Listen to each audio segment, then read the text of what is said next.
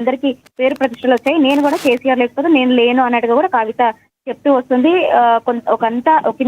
కొంత మరొకసారి ఆవేదనకు గురైంది కవిత. చాలా బాధగా ఉంది. నేను ఇంక ఇప్పుడు ప్రస్తుతం ఏమీ మాట్లాడదంటూ కూడా కవిత తన భావోద్వేగాన్ని వ్యక్తపరిచింది. అయితే పూర్తి స్థాయిలో మరొకసారి రామారావుకు రిక్వెస్ట్ చేస్తూ, అంటే కేటీఆర్ కి, రామన్న నేను చాలా బాధకు గురవుతున్నాను. నేను ఎప్పుడైతే అమెరికా నుంచి వచ్చినో అప్పుడు లేఖ ఎవరు బయట పెట్టాలో చెప్పాలని చెప్పేసి నేను రిక్వెస్ట్ చేసినప్పటికీ ఇప్పటి వరకు కూడా నాకు ఎలాంటి రెస్పాన్స్ లేదు. నేను అమెరికాకు వెళ్లే ముందు రోజు కూడా తెలంగాణ భవన్ వేదిక బీఆర్ఎస్ పార్టీ, అది నా పార్టీ కార్యాలయంలో, అక్కడ ఆ వేదికగా ప్రెస్ మీట్ పెట్టి నన్ను కావాలని చెప్పేసి కుట్ర చేస్తున్నారని చెప్పేసి నేను చెప్పినప్పటికీ దాదాపు 100 days గడుస్తుంది. ఇప్పటికీ కూడా నాకు ఒక ఫోన్ కాల్ చేయలేదు. అట్లీస్ట్ ఏం జరిగిందనే వివరణ అడగలేదు అని చెప్పేసి కూడా కేటీఆర్ ను కొంతమేరకు క్వశ్చన్ చేసినట్టుగానే మాట్లాడింది. పూర్తి స్థాయిలో పార్టీ ఈ రకంలో అంటే పార్టీకి ఇలాంటి పరిస్థితి రావడానికి కావచ్చు, అవినీతి మార్కలు అంటడానికి కావచ్చు, కేసీఆర్ సిబిఐ విచారణ వరకు వెళ్ళింది వ్యవహారం అంటే కూడా పూర్తి స్థాయిలో సంతోష్ రావుతో పాటు హరీష్ రావే అని చెప్పేసి కూడా చాలా ఘాటుగానే మరొకసారి మీడియా వేదికగా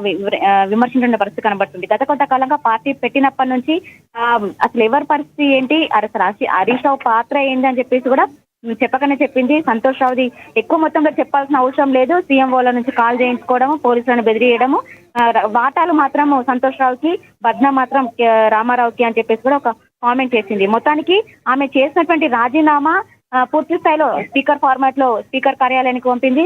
బీఆర్ఎస్ పార్టీ సభ్యత్వానికి రాజీనామా చేస్తూ బీఆర్ఎస్ పార్టీ కార్యాలయానికి పంపింది. అయితే నన్ను పార్టీ నుంచి సస్పెండ్ చేశారు కాబట్టి ఈ నిర్ణయం మేరకు నేను పార్టీ సభ్యత్వాన్ని అంటే వెనక్కి తీసుకుంటున్నాను, అంటే పార్టీ సభ్యత్వానికి కూడా రాజీనామా చేస్తున్నాను, నా సభ్యత్వాన్ని అంటే రాజీనామాను ఆమోదించగలరని విజ్ఞప్తి అని చెప్పేసి కూడా ఒక లెటర్ అయితే రాసింది. ప్రస్తుతం అయితే బీఆర్ఎస్ పార్టీ నుంచి ఇంకా దానికి సంబంధించిన ఎలాంటి వివరణ ఇవ్వలేదు, ఎలాంటి రిప్లై ఇవ్వలేదు. పార్టీ అంటే వాళ్ళే సస్పెండ్ చేశారు కాబట్టి ఇంకా దాన్ని యాక్సెప్ట్ చేయకపోవడం అంటూ కూడా ఏమి ఉండదనే ప్రచారం అయితే ప్రస్తుతం కొనసాగుతున్న విషయం అయితే అర్థమవుతుంది. అయితే నిన్నటి నుంచి కూడా మరొకసారి దాదాపు 2-3 రోజుల నుంచి కూడా కేసీఆర్ ఫామ్ హౌస్ లో వరుస భేటీలు నిర్వహిస్తున్నారు. ఇటు కవిత అంశానికి సంబంధించి కావచ్చు, అటు సిబిఐ కాళేశ్వరం అంశానికి సంబంధించి కావచ్చు, పూర్తి స్థాయిలో సమాలోచనలు చేస్తూ వరుస భేటీలు నిర్వహిస్తున్న నేపథ్యం అయితే కనబడుతుంది.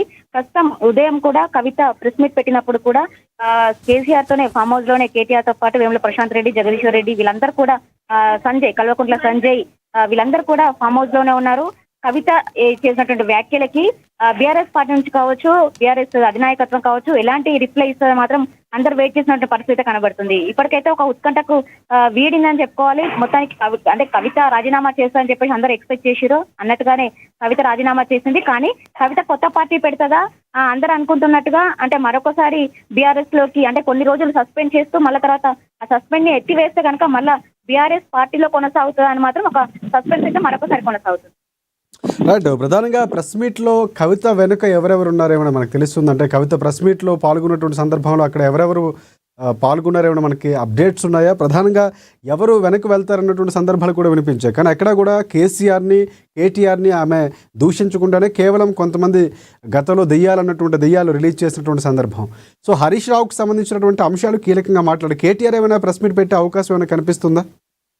అయితే కేసీఆర్ ఆదేశాల మేరకే ప్రస్తుతం పార్టీలో ఉన్నటువంటి వాళ్ళందరూ వ్యవహరిస్తున్న తీరైతే కనబడుతుంది. ఎందుకంటే గత కొన్ని రోజులుగా కవిత లిక్కర్ స్కామ్ నుంచి బయటకు వచ్చినప్పటి నుంచి కొంత ఆమె ఆవేదనకు గురవుతున్నటువంటి సందర్భం అయితే మనం చూస్తున్నాం. ఎందుకంటే లిక్కర్ స్కామ్ లో ఉన్నప్పుడు కూడా ఎవరు కూడా పెద్ద ఎత్తున ఆమె పైన స్పందించలేదు అనే ఫీలింగ్ ఆమెలో ఉంది. వచ్చినప్పటి నుంచి కూడా జిల్లాల పర్యటనలు చేసింది. ఆమె ప్రెస్ మీట్ లో కూడా అదే చెప్పింది, నేను పార్టీకి కావచ్చు పార్టీకి వ్యతిరేకంగా కార్యక్రమాలు చేస్తున్నా అని చెప్పేసి కూడా వాళ్ళు మాట్లాడుతున్నారు. కానీ నేను చేసిన కార్యక్రమాలు ఏంటి, ఒక ఆడబిడ్డ అంటే రెసిడెన్షియల్ స్కూల్లో ఒక ఆమె అనారోగ్యానికి గురై అంటే విషాహార తిని చనిపోతే ఆమెను పరామర్శించడం తప్ప, బీసీలకు అండగా నిలబడి బీసీల కొరకు ఉద్యమం చేయడం తప్ప, బీసీల రిజర్వేషన్ అంశానికి సంబంధించి నేను అంటే పాటుపడము, ఆ కార్యక్రమాలు నిర్వహించడం తప్ప ఎందుకు నేను ఏం చేసినా అని చెప్పేసి వాళ్ళు నన్ను పార్టీ నుంచి సస్పెండ్ చేయాల్సి వచ్చింది. ఎలాంటి అంశం నాకు చెప్పకుండానే డైరెక్ట్ నన్ను ఉరి తీశారనే అంశం ఒకసారి క్లారిటీ ఇస్తూ వచ్చింది. అయితే ఈ రోజు మాత్రం పూర్తి స్థాయిలో జాగృతి కార్యకర్తలే కవిత వెన్నంటే ఉన్న పరిస్థితి కనబడుతుంది. ఇంకా బీఆర్ఎస్ నుంచి కూడా ఎవరు కూడా కవితకు సపోర్ట్ చేసినటువంటి సందర్భం అయితే కనపడలేదు. నిన్నటి నుంచి మనం పార్టీ నుంచి కవితను సస్పెండ్ చేయడమే ఆలస్యము. రాష్ట్ర వ్యాప్తంగా ఉన్నటువంటి బీఆర్ఎస్ నేతలంతా కాబట్టి ఇటు హరీష్ రావు వర్గం నేతలు కావచ్చు, బీఆర్ఎస్ పార్టీ తరఫున ఉన్నటువంటి వాళ్ళందరూ కూడా కవితను సస్పెండ్ చేయడమే సబబు అన్నట్టుగా కూడా వాళ్ళు రిప్లై ఇచ్చిందని కూడా కవిత కొంత ఆవేదన, అంటే ప్రతి ఒక్కరు కూడా ఇప్పుడు మాట్లాడుతున్నారు అసలు వీళ్ళంతా ఎవరు, అసలు పార్టీ పార్టీ నుంచి అంటే మొదటి నుంచి ఉన్నది మేము కదా, అసలు హరీష్ రావు కూడా పార్టీలో మొదటి నుంచి ఉన్నారంటున్నారు. కానీ హరీష్ రావు మొదటి నుంచి లేదు. పార్టీ పెట్టిన తర్వాత దాదాపుగా 10 నెలల కాలం తర్వాత పార్టీలో జాయిన్ అయ్యాడు అని చెప్పేసి కూడా కవిత చెప్తూ వస్తున్నటువంటి సందర్భం అయితే కనబడుతుంది. ప్రస్తుతం అయితే అంటే బీఆర్ఎస్ ఏదైతే ఆరోపిస్తున్నారో